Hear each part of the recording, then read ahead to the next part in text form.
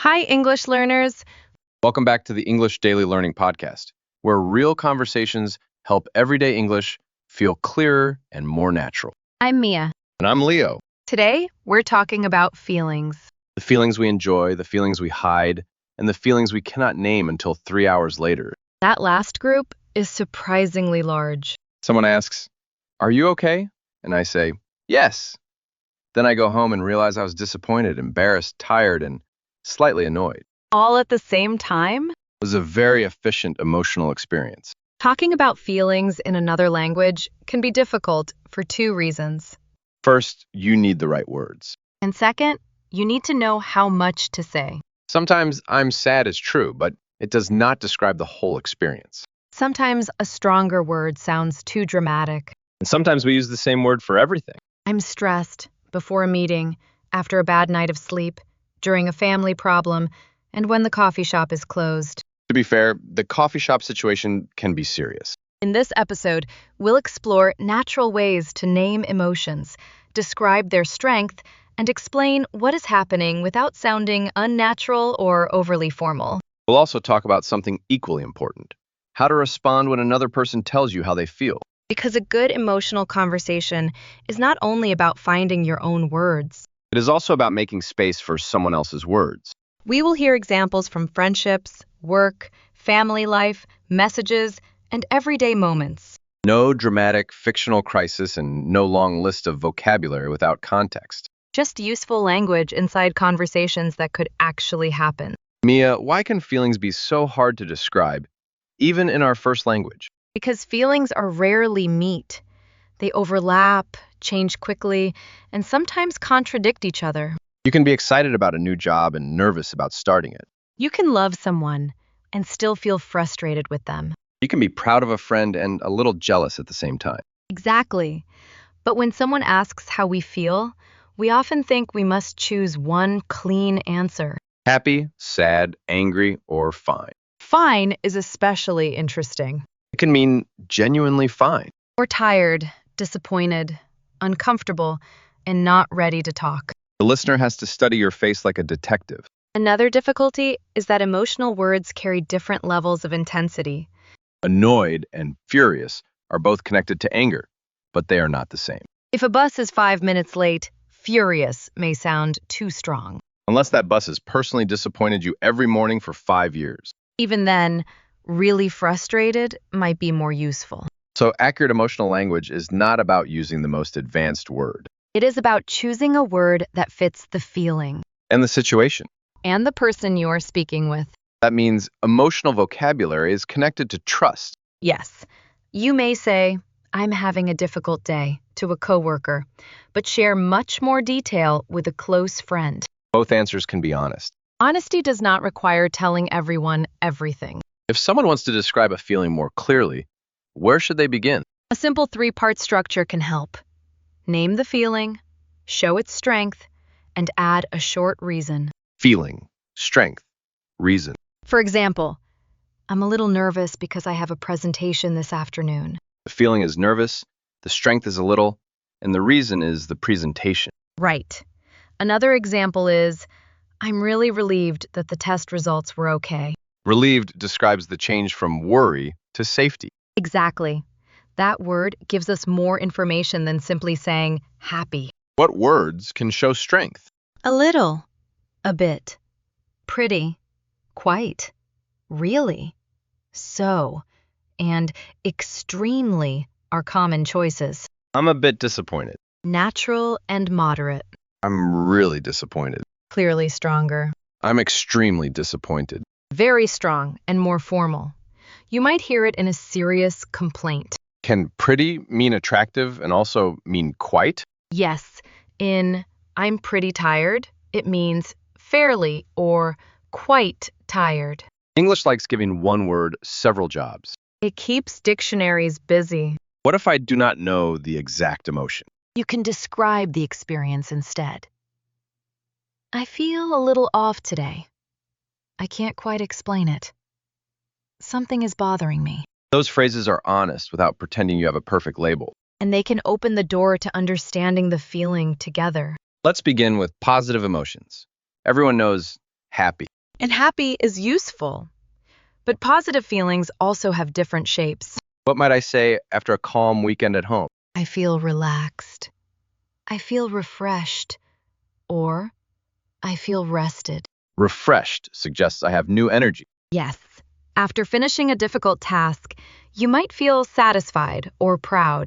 I'm proud of how I handled that conversation. Good.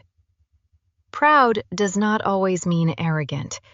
It can express healthy satisfaction with effort or growth. What about hearing good news for someone else? You might say, I'm so happy for you. That little "for you" matters. It shows your happiness is connected to their good experience. If I've been waiting for good news, I might feel relieved. Right. I'm so relieved means tension has finally left. And if something nice happens unexpectedly, I'm delighted sounds warm and a little stronger than happy. I'm thrilled is even more excited. I'm thrilled that you can come. Natural. In casual speech, I'm really excited is also extremely common. Sometimes learners worry that simple words sound childish. Simple words can sound natural and sincere. The goal is range, not replacing every common word. So I can still say, I'm happy. Absolutely. But now you can also show whether the feeling is calm, proud, excited, or relieved. I often hear nervous, anxious, and worried. How are they different? They overlap, but each word has a common center. Let's start with nervous. Nervous often appears before a specific event. An interview, a first date, a presentation, or an exam. I'm nervous about tomorrow's interview. Exactly. Worried usually focuses on a possible problem. I'm worried that the train will be canceled. Or, I'm worried about my friend. She hasn't replied. And anxious? Anxious can describe stronger or less specific worry. It can also describe a longer emotional state. I've been feeling anxious all week. Yes, but remember that people use these words differently. Context matters more than a perfect dictionary border. Can anxious ever mean eager? In formal English, yes. But in everyday conversation, many people hear worry first. Eager or excited is clearer for positive anticipation. What sounds natural when I want to reassure someone? Avoid immediately saying, don't worry. But that sounds kind. It can be kind, but sometimes it closes the conversation too quickly. What could I say instead? I can understand why you're nervous. Then, if helpful, do you want to talk through it? First, recognize the feeling, then offer support. Exactly. Reassurance works better after a person feels heard. We use stressed constantly. What else can we say? First, ask what kind of stress you are experiencing. Too much work? You might say, I'm under a lot of pressure, or I have too much on my plate. On my plate means responsibilities, not dinner. Usually. Although sometimes dinner is also one of the responsibilities. What if I cannot think clearly because there's too much happening? I feel overwhelmed is very useful. It means the situation feels larger than my ability to manage it. Yes, you can soften it. I'm feeling a little overwhelmed today. And if the main problem is low energy, I'm exhausted is stronger than I'm tired. I'm drained suggests your mental or emotional energy is gone. that meeting left me completely drained. Very natural. Burned out describes deeper exhaustion caused by long-term stress, not one busy afternoon. So I should not say I am burned out because I answered 3 emails. Probably not. But you can say, my brain is done for today. That sounds like something I would say at 4:30. Another useful phrase is, I need a moment to reset. That is more specific than becoming silent and hoping everyone understands. It also gives you a small, reasonable boundary. I'm feeling overwhelmed. Can we come back to this in 10 minutes? Clear, honest, and practical. Sadness also has many levels, doesn't it? It does. Sad is broad. Disappointed means something did not happen as you hoped. I was disappointed that I didn't get the role. Upset is another broad word. It can include sadness, worry, or anger. She seemed upset after the call. Good. Down, or a little low, can describe a quieter mood. I've been feeling a little down lately. That sounds more natural than using a very dramatic word for a mild but persistent feeling. What about hurt? Emotional hurt often comes from another person's words or actions. I felt hurt when you made that joke. That sentence names the feeling and the moment without attacking the person. Exactly. Compare it with, you're always cruel. The second sentence judges the whole person. While I felt hurt when describes your experience. Can we say heartbroken? Yes, for very deep sadness, often after loss, rejection, or the end of an important relationship. Strong word, strong situation. Right. Accurate language helps other people understand the size of the feeling. And if I do not want to explain everything, I'm having a hard day, but I don't really want to get into it yet. honest and private at the same time. Anger may be the emotion people worry about expressing most. Because direct anger can make a conversation feel unsafe very quickly. How do the common words differ? Annoyed is usually mild. A repeated noise, a late bus, or a small careless action can be annoying. I'm a little annoyed that he canceled again. Frustrated often means something is blocking your goal. I'm frustrated because the website keeps deleting my work. Exactly. Angry is stronger and more general. I'm angry about the way they treated her. Furious is extremely strong. Not the word for missing a green light. Usually not. When expressing anger, it helps to separate the feeling from the action. What does that sound like? I'm really frustrated, so I need a few minutes before we continue. I am not pretending the anger is gone. But you are taking responsibility for what you do next. What if I say, you make me angry? People do say it, but it can sound accusing. A more useful form is, I felt angry when the decision was made without me. Specific event, specific feeling.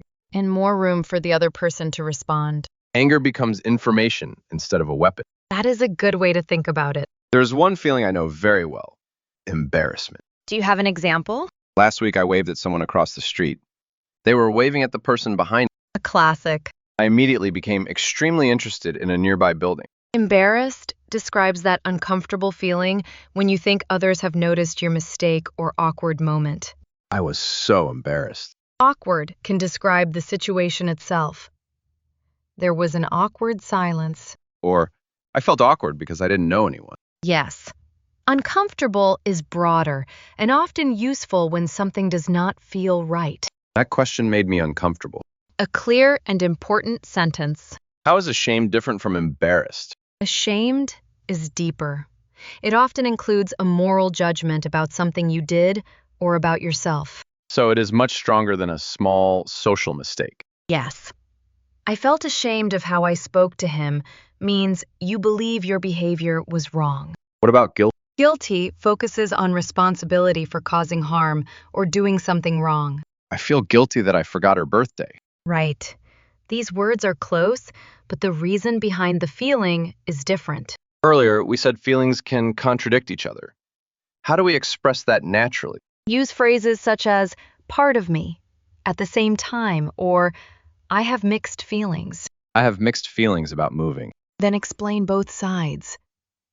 I'm excited about the new city, but I'm sad to leave my friends. That sounds more honest than choosing only one side. Another example is, part of me wants to accept the offer, but part of me is worried about the hours. Part of me creates space for an internal conversation. Yes, you can also say, I'm happy for her, and at the same time, I'm a little jealous. People may feel guilty admitting jealousy. But naming a feeling does not mean you will act badly because of it. A feeling is not a decision. Exactly. Recognizing it can actually help you choose a better response. What about being excited and scared? Very common before a major change. I'm excited, but also terrified. Terrified is strong. It can be playful and casual speech, but tone tells the listener whether the fear is serious. I'm excited and a little scared is gentler. The sentence can match the real strength of the emotion.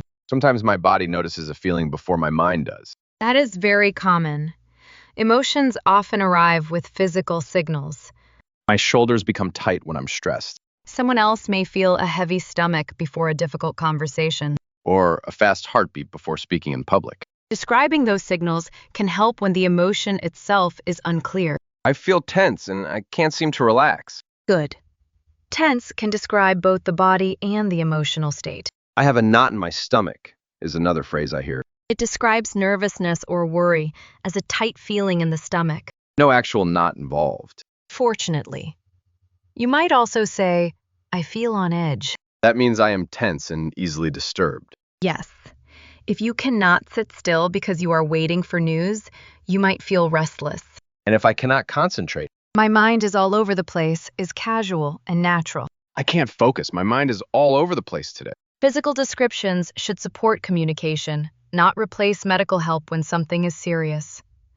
But in everyday situations, they give us another path toward the feeling. You notice the body, describe the sensation, and become curious about what may be behind it. Instead of judging yourself for suddenly becoming quiet or uncomfortable. Exactly. Curiosity often gives us better language than criticism. What can I say when I know something is happening inside me, but I cannot identify it? You can say exactly that. I'm not sure how I feel about it yet. Perfect. Or, I'm still processing what happened. Processing means I need time to understand my reaction. Yes. Another natural phrase is, I have a lot of feelings about this. That sounds casual and slightly humorous. It often does. You can also say, something feels off. Meaning the situation does not feel right, even if I cannot explain why. Right. I can't put my finger on it means you cannot identify the exact reason. I can't put my finger on it, but the conversation felt strange. Very natural. Is it okay to ask for time? Absolutely. Can I think about this and talk later is often better than forcing an immediate answer. Especially in a second language. Yes, but native speakers need processing time too. Thoughtfulness is not a language failure. If this conversation is useful, take a second to like the video and subscribe to the channel. The episode will keep going while the button appears, and we'll continue with the other half of emotional communication. Listening. When someone shares a difficult feeling, my first instinct is to fix the problem. That instinct often comes from care. You're stressed? Here are 7 things you should do. But advice can arrive before the person feels understood. What should come first? Recognition. That sounds really difficult. I can see why you're upset. That must have been disappointing. We are not saying we know they're feeling perfectly. Right. We are showing that their reaction makes sense to us. Can I say, I know exactly how you feel? Sometimes, but be careful. 2 experiences are never completely identical. I can imagine how hard that was. Leaves more space. Yes.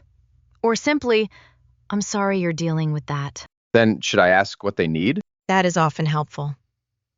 Do you want advice, or do you just want me to listen? Very direct, but kind. It prevents you from solving a problem the other person only wanted to share. What if they say they do not know what they need? You can stay present. That's okay. I'm here. Short sentence, big meaning. Emotional support does not always require an impressive speech. What responses accidentally make people feel dismissed? It's not a big deal. You shouldn't feel that way. And other people have it worse. Those sentences try to reduce pain by reducing the importance of the experience. Exactly. But feelings do not disappear because we call them unreasonable. What if I genuinely think the person misunderstood the situation? You can recognize the feeling without agreeing with every interpretation. Can you show me? I understand why that message upset you. I wonder if there could be another explanation. First the emotional reality, then another possibility. Yes. Or, your reaction makes sense, although I saw the situation a little differently. That connects nicely with our previous episode about opinions. Feelings and opinions often travel together, but they are not identical.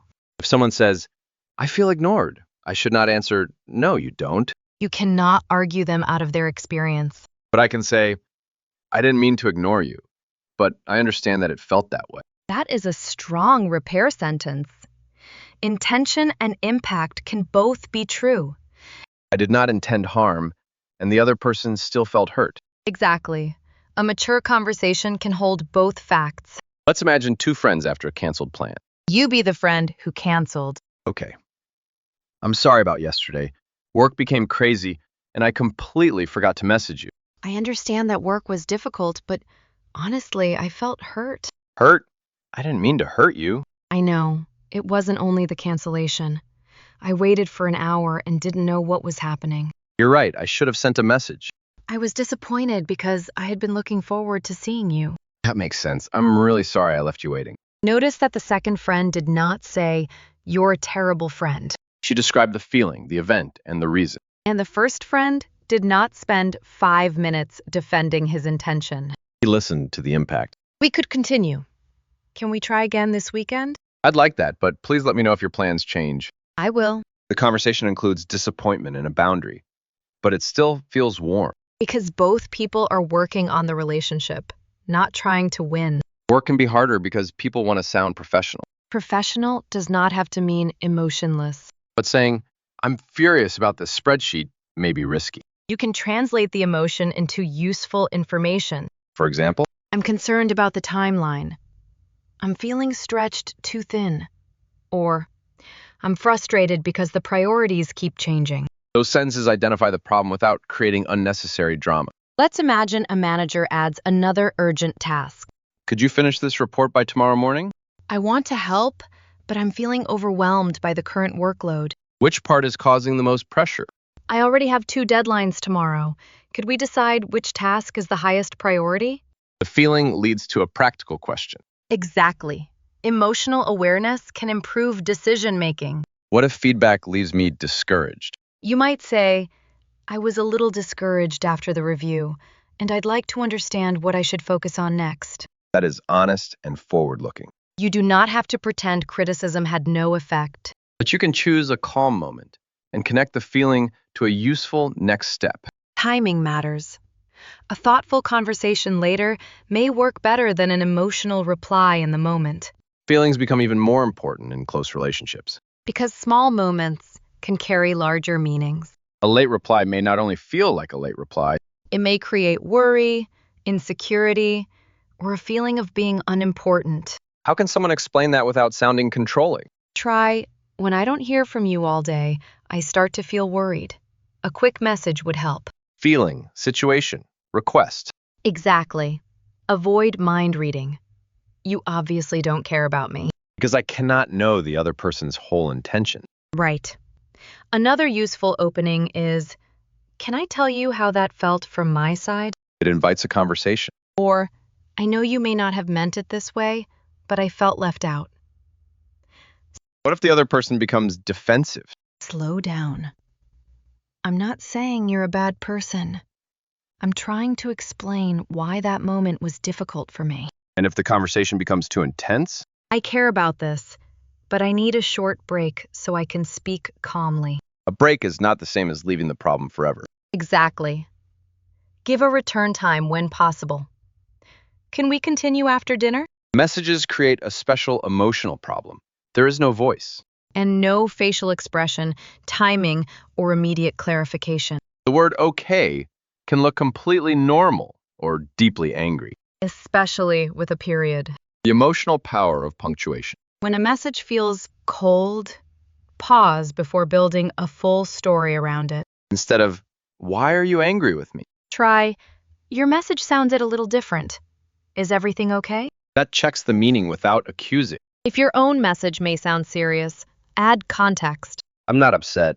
I'm just rushing between meetings. Or, this is hard to explain by text. Can we talk later? Voice conversations can carry emotional detail more clearly. Another useful sentence is, I think my message came across more strongly than I meant. Came across means how it sounded to the other person.